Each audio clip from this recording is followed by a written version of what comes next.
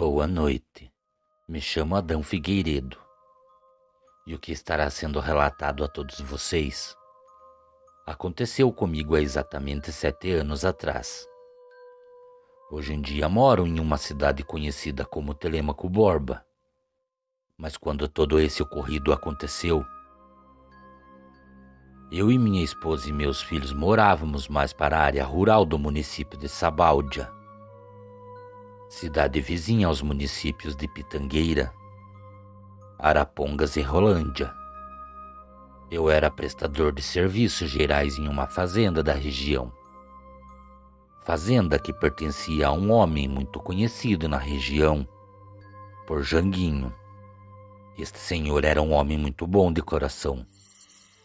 Tão logo comecei a trabalhar em sua propriedade, de imediato eu e minha família fomos convidados a morar em suas terras.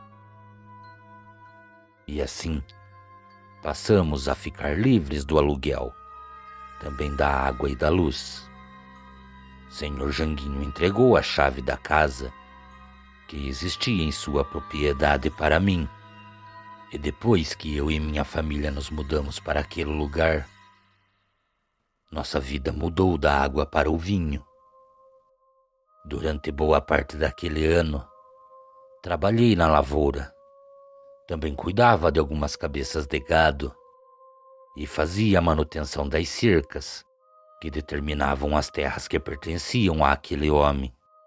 Mas quando chegou próximo ao mês de novembro, Senhor Janguinho me chamou para ter um dedo de prosa com ele. E depois de alguns minutos andando ao seu lado, e ele contando as histórias que já vinham sido vivenciadas naquelas terras, paramos em frente a um pequeno açude, que o gado que pertencia a ele tinha por costume de matar a sede. Enquanto olhávamos o gado naquele lugar, Janguinho saiu com uma conversa um pouco estranha. Falava que desde o dia em que seu pai comprou aquelas terras, as noites do mês 11 sempre foram conturbadas. E com isso ele pediu para que tão logo o gado fosse colocado no estábulo, que eu retornasse para minha casa. Também falou para mim que a partir das 9 horas da noite, ninguém da minha família saísse de dentro da casa por nada. Então, depois de ouvir tudo o que ele tinha a dizer, acabei perguntando o que acontecia durante as noites desse mês. E depois completei a conversa falando que se o que acontecia era tão ruim assim, por que não tomávamos uma atitude? Então Janguinho me olhou e acabou me dizendo algo que me deixou muito pensativo. Aquele homem falou que por muito tempo, não somente seu pai, mas também muitos chacreiros e sitiantes vizinhos lutaram para afugentar uma criatura maligna, mas nunca conseguiram. Essa criatura aparecia durante algumas noites, somente pelo prazer de poder matar o gado. Também invadia galinheiros, e nem mesmo os cachorros que cruzavam o seu caminho tinham chance alguma contra tal criatura. Janguinho me contou que seu pai, depois de ter perdido muitas cabeças de gado, não aguentando mais tantas perdas, tomou a decisão de matar a tal criatura, que ele se referia como o hombre-lobo. O pai de Janguinho, durante uma noite, ficou de tocaia em meio ao gado, somente à espera da fera. Em seu punho ele carregava um calibre 38. Janguinho me falou que seu pai sabia por onde a criatura tinha o costume de invadir as suas terras. E lá ele ficou de tocaia, à espera da criatura. Mas aquela noite, a fera parecia saber que o pai de Janguinho estava à sua espera. Então, quando ele menos esperava, a criatura acabou o surpreendendo pelas costas, e seu pai, no momento do ataque, acabou não tendo chance alguma de revidar ao ataque da fera, e depois disso acabou sendo carregado para a mata. Janguinho relatou que depois dessa passagem na vida de sua família, seu pai nunca mais retornou para casa, Buscas foram feitas por toda a mata da região e somente depois de alguns anos foi encontrada a ossada de uma pessoa, próximo a um grande banhado que existia em meio à mata. Depois de ouvir toda aquela conversa, Janguinho veio até mim com uma de suas mãos para trás de suas costas e acabou puxando uma pistola de sua cintura e falou que se alguém batesse na porta de minha casa depois das 11 horas da noite, que eu não abrisse a porta, mas sim que eu abrisse fogo contra o que estivesse do outro lado. Foi então, nesse exato momento, que eu, não resistindo, e também depois de ter ouvido tudo o que aquele homem tinha me contado, acabei perguntando o que seria essa criatura que o pai de Janguinho chamava de hombre-lobo. Então eu ouvi algo que me deixou sem palavras. Janguinho falou que o que rondava suas terras durante a madrugada era uma fera sanguinária, que matava apenas pelo prazer de sentir o sangue quente escorrer por suas mãos. Essa besta do inferno era um lobisomem. Então, depois de ouvir tudo isso, acabei me calando e somente concordei com o pedido de meu patrão.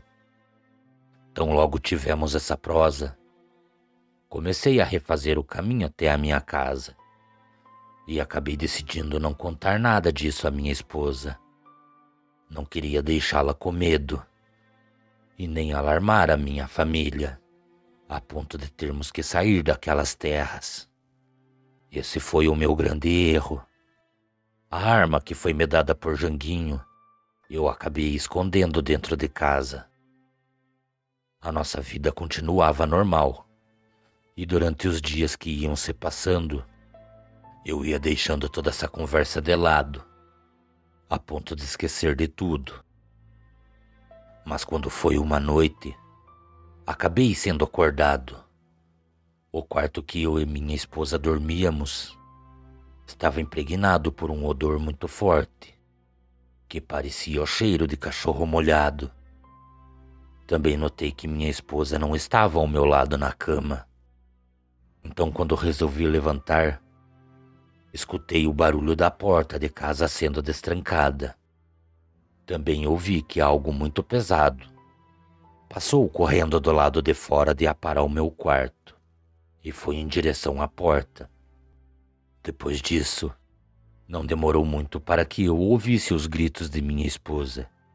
E misturado aos seus gritos de terror, era possível ouvir como se fosse um forte rosnado, algo muito parecido com o rosnado de um cachorro. Depois de correr até o local onde havia escondido a arma, saí para fora da casa e acabei vendo o momento em que aquele ser das trevas estava com os dentes de sua boca cravados em um dos ombros de minha esposa. Aquele maldito lobisomem carregava minha esposa em direção à mata, e se ele conseguisse entrar em meio àquela densa vegetação, eu jamais encontraria minha esposa novamente. A única coisa que me lembro foi de ouvir os gritos de Janguinho, gritando para abrir fogo contra o lobisomem e não deixar ele entrar na mata. Disparei por várias vezes na direção da fera, até que de repentino minha esposa foi largada no chão, e de imediato acabei vendo aquele lobisomem correr em direção ao senhor Janguinho. Eu vi o momento em que aquele maldito cão do inferno saltou sobre aquele pobre homem, e logo em seguida também ouvi o estampido de 3 tiros.